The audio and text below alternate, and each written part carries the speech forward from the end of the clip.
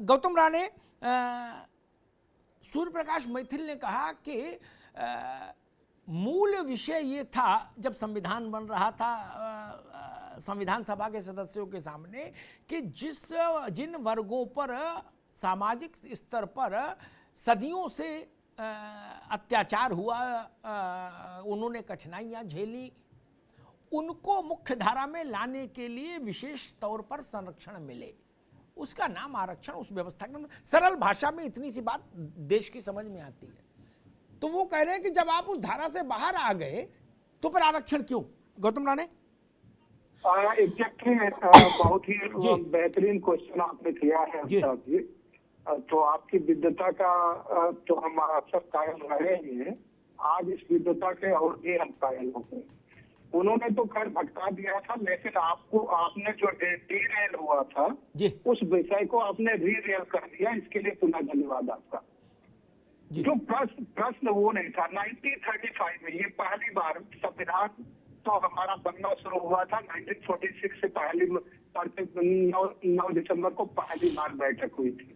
ये 1935 में ही डिसाइड हो गया था।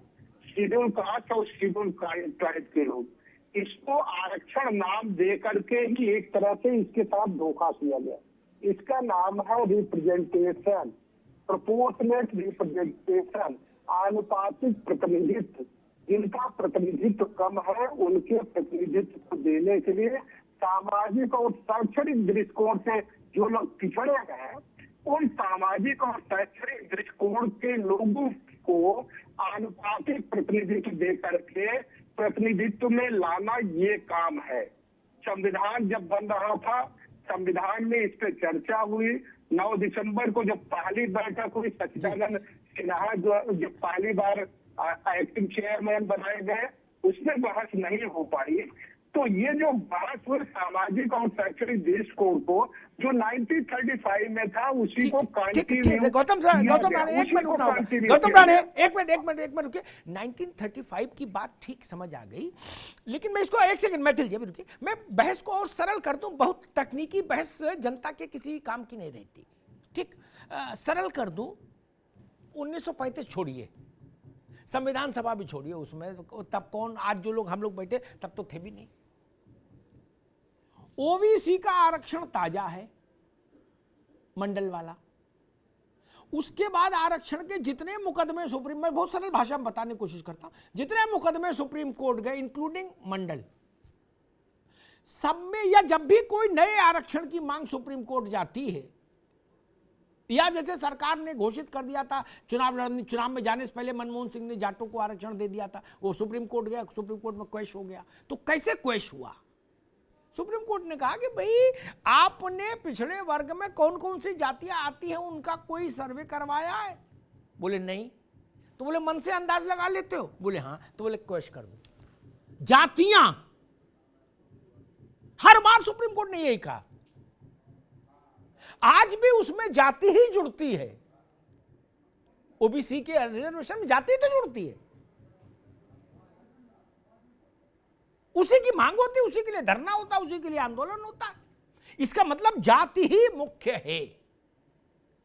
इसको इतनी सरलता से खारिज करना, अभी मुझे लगता है कि दिक्कत है। रंजना अग्निहोत्री में सही कह पाया, अपनी बात को ठीक से कह पाया कि नहीं लीगल फ्रेमवर्क में?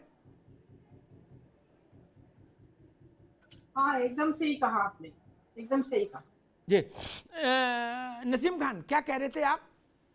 मैं देखिए, स्पष्ट रूप से एक बात जो आपने कहा कि तकनीकी रूप से डिबेट नहीं होनी चाहिए और लोगों की समझ में नहीं आती। मैं भी अक्सर ज्यादातर जब आपके साथ बैठता हूँ या कहीं बैठता हूँ, मैं ज्यादा तकनीकी रूप में बात करने को पसंद नहीं करता। सीधी सीधी मोटी मोटी बात मैं आपसे कह रहा हूँ। आपकी एक बात को मैंने पकड़ा है, आपने कहा कि जब आदमी अपने धर्म को चेंज करता है, ईसाइयत में जाता है या माइनॉरिटी में जाता है या फिर सिख में जाता है, बौद्धिस्ट में जाता है, तो वहां उसको 2 रिजर्वेशन मिलने की संभावनाएं बनती है, एक दलित रिजर्वेशन, एक माइनॉरिटी का रिजर्वेशन। वो 2 रिजर्वेशन क्यों? ये आपकी बात सही है, नहीं, माइनॉरिटी में रिजर्वेशन नहीं नजीब, माइनॉरिटी में रिजर्वेशन, माइनॉरिटी में कुछ लाभ हैं अलग अलग किस्म के।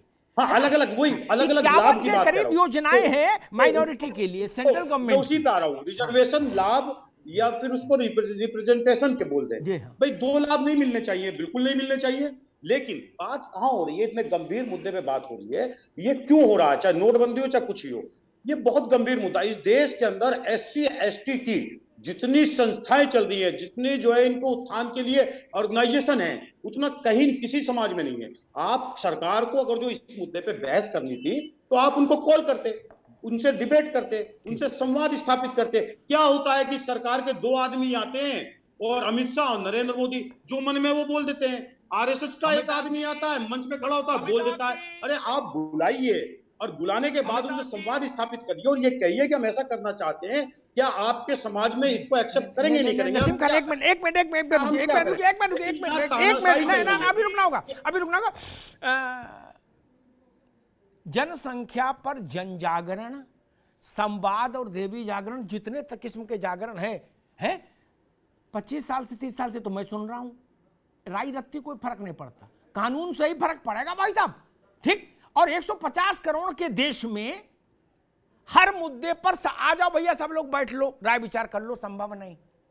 पार्लियामेंट हम इसीलिए चुनते हैं कि हर मुद्दे पर बार बार 150 करोड़ लोगों के घर नहीं जाया जा सकता कि हाँ भैया बताओ क्या चाहते हो, तब तो देश चल गया।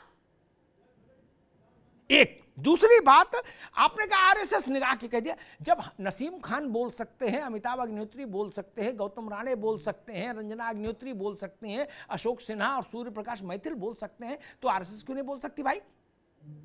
लोकतंत्र तो सबके लिए है। जब आपको बोलने का हक है तो दत्तात्रेय होसबले को क्यों नहीं है? तो अजब बात है। नहीं, इमाम बुखारी बोल सकते हैं, लेकिन दत्तात्रेय होसबले नहीं बोलेंगे क्या? नहीं, नहीं। और मसला दलित सांसद और गैर सांसद का नहीं, मसला भारत की संसद में क्या होता है। रुकना होगा। आज सुप्रीम कोर्ट नोटबंदी के बारे में यही तो पूछ रही है। अरे नोटबंदी कहां भाई, अभी रुको, अभी ये बात है। नोटबंदी पर जब चर्चा करेंगे तो दोबारा बुलाएंगे। आज मेरी बहस है जहां बस वहीं तक रहने दो। आप मेरा स्वभाव जानते हो, मैं एक दिन में एक ही विषय पर बहस करता हूं, ना दाएं जाने देता हूं बहस, ना बाएं। मैथिल जी आएंगे आपके पास। अशोक सिन्हा जी, भारत सरकार ने खुद एक कमेटी बनाई हुई है, रिटायर्ड जस्टिस बालाकृष्णन के चेयरमैनशिप में, अगर मैं सही याद कर पा रहा हूँ, इसी मसले पर कि जो लोग हिंदू धर्म छोड़ गए उनको रिजर्वेशन जारी रखा जाए या नहीं, इसके सारे आयामों का अध्ययन करके सरकार को रिपोर्ट दे, उसके बाद सरकार कोई कदम उठाएगी। जब सरकार ने एक कमेटी बना दी थी तो संघ को इतने बड़े मंच से इसको रिट्रेट दोबारा से रेखांकित करने की जरूरत क्यों पड़ी? सिन्हा साहब, रेखांकित करने की आवश्यकता इसलिए पड़ी कि जो पंथ परिवर्तन है, धर्म परिवर्तन जिसे कह रहे हैं, यह बड़ी तेजी से इस समय चल रहा है और लाभ दोनों तरफ से लेने के लिए यह आवश्यकता महसूस करा रहे हैं, लोग चिल्ला रहे हैं, आंदोलन कर रहे हैं कि साहब हमें इसमें भी आरक्षण मिलना चाहिए। और इससे सबसे बड़ा खतरा देश के सामने जनसंख्या असंतुलन का होगा। लोग प्रेरित होंगे कि इधर भी लाभ लें और उधर भी लाभ लें और परिवर्तन और तेजी से होने लगेगा, मतांतरण और तेजी से होने लगेगा। और मतांतरण बहुत तेजी से जब होगा तो जिस प्रकार से उन्होंने उदाहरण जनसंख्या असंतुलन की बात कही है, उसके आधार पर देश के समक्ष एक खतरा उत्पन्न होगा। इसको देश को बचाने के लिए इस बात को पुनः दोहराया गया है कि केवल हिंदू समाज में ही जाति व्यवस्था जैसी बुराई पाई जाती है और इसके कारण से कुछ लोगों को जो सामाजिक, आर्थिक और राजनीतिक रूप से पिछड़ गए हैं, इनको आरक्षण मिलना चाहिए। ठीक बात, ठीक है सिन्हा जी, ठीक है। आपने बताया कि संघों को जरूरत क्यों पड़ी, ठीक। रंजना अग्निहोत्री, मैं एक और सरल बात अपने ढंग से कहूंगा, उस पर आप लीगल टिप्पणी बताइएगा मुझे। एक राम कुमार नाम का आदमी मान लीजिए, अनुसूचित जाति से है, वो क्रिश्चियन हो गया। आवाज भी चली गई। अच्छा चलिए, अब जिद आ जाएगी, ठीक है। वो क्रिश्चियन हो गया, एक राम कुमार नाम का अनुसूचित जाति का व्यक्ति, ठीक, कागज में क्रिश्चियन हो गया, ठीक। ऐसी कोई व्यवस्था देश में नहीं कि क्रिश्चियन हो जाने के बाद आप हनुमान चालीसा का पाठ नहीं कर सकते, अपने घर में चाहे जो करो, ठीक, अपने घर में चाहे जो करो, शादी ब्याह चाहे जहां करो, ठीक, वही रीति रिवाज मानने रहो। कौन सा कलेक्टर है, कप्तान है जो आपके घर जाके इसमें दखल देगा कि भाई आप बाइबल क्यों नहीं पढ़ रहे? आपकी मर्जी, चाहे जो करो। लेकिन आप कॉलेज खोलोगे तो वो कॉलेज अगर आप अनुसूचित जाति के रहते हुए खोलते तो वो सरकारी नियमों में बंधा हुआ कॉलेज होता। अब आप खोलोगे तो वो माइनॉरिटी के तहत कवर हो जाएगा। वो ऑडिट से लेके बीएसए से लेके डीआईओ से लेके डायरेक्टर एजुकेशन के सारे नियम कायदों से परे हो जाएगा। उधर से वो लाभ और इधर से रिजर्वेशन चल ही रहा है। मैं ठीक समझ पाया क्या? बिल्कुल सही, ये बिल्कुल सही बात है कि अगर कॉलेज खोलोगे तो माइनॉरिटी के प्रोविजंस के तहत खोलोगे तो माइनॉरिटी के सारे लाभ लोगे जी, उधर आरक्षण का लाभ लोगे। बिल्कुल सही बात है। अमिताभ भाई, आपकी जो आज बहस है ना, ये बहुत ही कारगर बहस है और ये सब लोग, जितने लोग भी सुन रहे होंगे, कम से कम सचेत होकर सुनना चाहिए कि धर्म परिवर्तन जो लोग कर रहे हैं, धर्म परिवर्तन के पीछे कारण क्या है? लालच है, लाभ है, डर है, जिसका परिणाम क्या है? भारत की इंटरनल सिक्योरिटी को बहुत बड़ा खतरा है।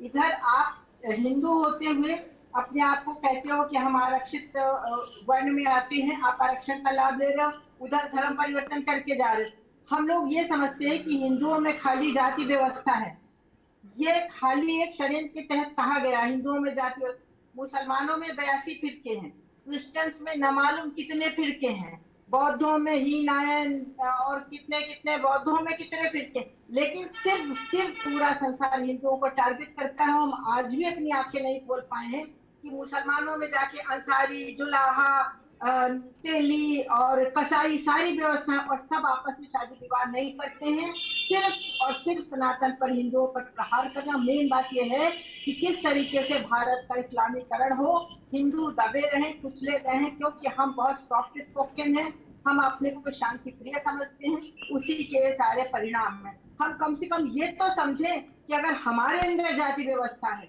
जाति व्यवस्था, पहली बार भारत में कभी जाति व्यवस्था नहीं रही, दलित शब्द कभी रहा नहीं। हरिजन शब्द का प्रयोग बड़ी जिम्मेदारी से कहूंगी कि हरिजन शब्द का प्रयोग सिर्फ हनुमान जी के लिए होता है। हरिजन जान प्रीत अति बाढ़ी, हरिजन शब्द का प्रयोग गांधी जी ने अगर किसी का सम्मान बढ़ाने के लिए कह दिया तो लोगों ने उसका बुरा मान लिया। मैं तो गर्व से कहती हूँ कि मैं हरिजन हूँ, मैं भगवान की जन हूँ। तो ये सारी चीजें थी, हमारे ऊपर हमेशा कटाक्ष प्रहार होते रहे। हमको समझना होगा कि दूसरे लोगों में षड्यंत्र के तहत वहां भी व्यवस्थाएं हैं, वहां भी दबा कुचला समाज है, लेकिन मुझे ही क्यों कहा जाता है?